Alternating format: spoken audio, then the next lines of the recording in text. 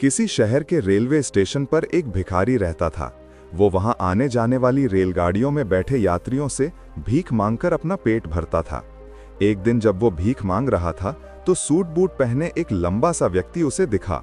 उसने सोचा कि ये व्यक्ति बहुत अमीर लगता है, इससे भीख मांगने पर ये मुझे जरूर अच्छे पैसे देगा।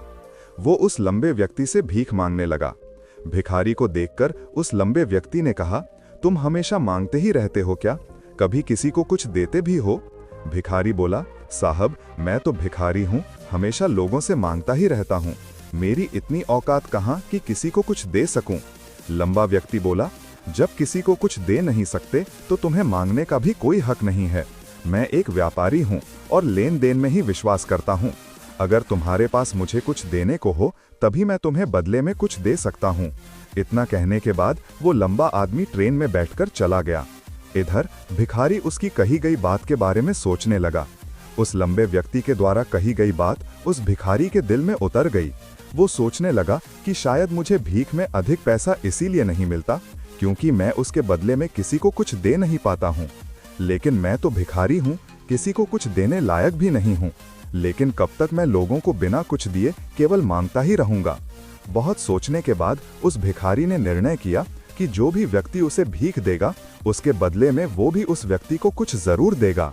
लेकिन अब उसके दिमाग में ये प्रश्न चल रहा था कि वो खुद भिखारी है तो भीख के बदले में वो दूसरों को क्या दे सकता है। इस बात को सोचते हुए 2 दिन हो गए, लेकिन उसे अपने प्रश्न का कोई उत्तर नहीं मिला था। तीसरे दिन जब वो स्टेशन के पास बैठा हुआ था तभी उसकी नजर कुछ फूलों पर पड़ी जो स्टेशन के आसपास के पौधों पर खिल रहे थे। उसने सोचा, क्यों ना मैं लोगों को भीख के बदले कुछ फूल दे दिया करूं। उसको अपना ये विचार अच्छा लगा और उसने वहां से कुछ फूल तोड़ लिए। अब वो ट्रेन में भीख मांगने पहुंचा। अब जब भी कोई उसे भीख देता तो उसके बदले में वो भीख देने वाले को कुछ फूल दे देता। उन फूलों को लोग खुश होकर अपने पास रख लेते थे। अब भिखारी रोज फूल तोड़ता और भीख के बदले में उन फूलों को लोगों में बांट देता था। कुछ ही दिनों में उसने महसूस किया कि अब उसे बहुत अधिक लोग भीख देने लगे हैं। वो स्टेशन के पास के सभी फूलों को तोड़ लाता था। जब तक उसके पास फूल रहते थे तब तक उसे बहुत से लोग भीख देते थे, लेकिन जब फूल बांटते बांटते खत्म हो जाते तो उसे भीख भी नहीं मिलती थी। अब रोज ऐसा ही चलता रहा। एक दिन जब वो भीख मांग रहा था तो उसने देखा कि वही लंबा व्यक्ति ट्रेन में बैठा है, जिसकी वजह से उसे भीख के बदले फूल देने की प्रेरणा मिली थी। वो तुरंत उस व्यक्ति के पास पहुंच गया और भीख मांगते हुए बोला, आज मेरे पास आपको देने के लिए कुछ फूल हैं, आप मुझे भीख दीजिए तो बदले में मैं आपको कुछ फूल दूंगा। उस लंबे व्यक्ति ने उसे भीख के रूप में कुछ पैसे दे दिए और भिखारी ने कुछ फूल उसे दे दिए। उस लंबे व्यक्ति को बात बहुत पसंद आई। वो बोला, वाह क्या बात है, आज तुम भी मेरी तरह एक व्यापारी बन गए हो। इतना कहकर फूल लेकर वो लंबा व्यक्ति अपने स्टेशन पर उतर गया। लेकिन उस लंबे व्यक्ति द्वारा कही गई बात एक बार फिर से उस भिखारी के दिल में उतर गई। वो बार बार उस लंबे व्यक्ति के द्वारा कही गई बात के बारे में सोचने लगा और बहुत खुश होने लगा। उसकी आंखें अब चमकने लगीं। उसे लगने लगा कि अब उसके हाथ सफलता की वो चाबी लग गई है जिसके द्वारा वो अपने जीवन को बदल सकता है। वो तुरंत ट्रेन से नीचे उतरा और उत्साहित होकर बहुत तेज आवाज में ऊपर आसमान की तरफ देखकर बोला, मैं भिखारी नहीं हूँ, मैं तो एक व्यापारी हूँ, मैं भी अमीर बन सकता हूँ। लोगों ने उसे देखा तो सोचा कि शायद ये भिखारी पागल हो गया है और अगले दिन से वो भिखारी उस स्टेशन पर फिर कभी नहीं दिखा। लेकिन 6 महीने बाद इसी स्टेशन पर 2 व्यक्ति सूट बूट पहने हुए यात्रा कर रहे थे।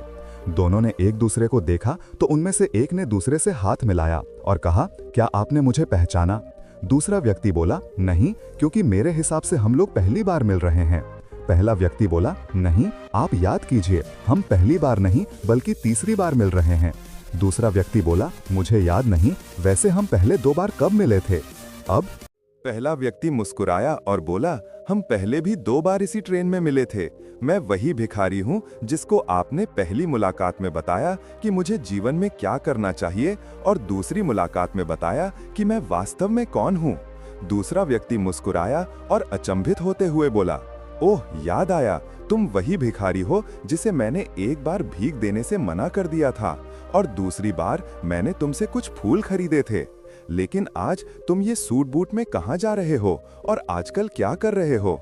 तब पहला व्यक्ति बोला, हाँ, मैं वही भिखारी हूँ, लेकिन आज मैं फूलों का एक बहुत बड़ा व्यापारी हूँ और इसी व्यापार के काम से ही दूसरे शहर जा रहा हूँ। कुछ देर रुकने के बाद वो फिर बोला, आपने मुझे पहली मुलाकात में प्रकृति का वो नियम बताया था जिसके अनुसार हमें तभी कुछ मिलता है जब हम कुछ देते हैं।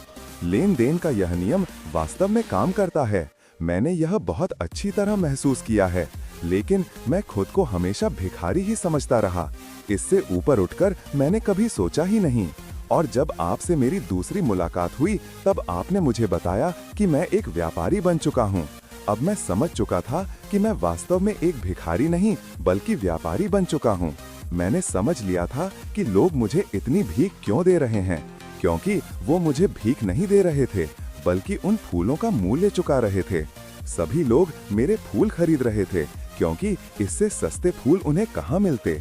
मैं लोगों की नजरों में एक छोटा व्यापारी था, लेकिन मैं अपनी नजरों में एक भिखारी ही था। आपके बताने पर मुझे समझ आ गया कि मैं एक छोटा व्यापारी हूँ। मैंने ट्रेन में फूल बांटने से जो पैसे इकट्ठे किए थे उनसे बहुत से फूल खरीदे और फूलों का व्यापारी बन गया। यहाँ के लोगों को फूल बहुत पसंद है और उनकी इसी पसंद ने मुझे आज फूलों का बहुत बड़ा व्यापारी बना दिया। दोनों व्यापारी अब खुश थे और स्टेशन आने पर साथ उतरे और अपने अपने व्यापार की बात करते हुए आगे बढ़ गए। दोस्तों, इस कहानी से हमें बहुत कुछ सीखने को मिलता है। कहानी में लंबा व्यापारी गिव एंड टेक के नियम को बहुत अच्छी तरह जानता था। दुनिया के सभी बड़े व्यापारी इसी जीवन के नियम का उपयोग करके सफल हुए हैं। इस फॉर्मूले को उसने भिखारी को भी बताया। भिखारी ने इस प्राकृतिक नियम को अपना लिया और इसका असर उसके जीवन में साफ दिखाई देने लगा। उसने अपनी सोच बदली और उसकी जिंदगी बदल गई। यह कहानी हमें बताती है कि हम यदि अपनी सोच बदल लें तो कुछ भी हासिल किया जा सकता है। यदि हम खुद को छोटा समझते रहेंगे तो हम हमेशा छोटे ही बने रहेंगे। बड़ा बनने के लिए हमें अपनी सोच को बदलना होगा और खुद के बारे में बड़ा सोचना होगा। कहानी का सार यह है कि सफलता आपकी सोच में छुपी होती है। खुद का आत्मसम्मान जगाएं, अपनी सोच को बड़ा बनाइए और देखिए कैसे आप सफलता के शिखर पर पहुंच जाते हैं।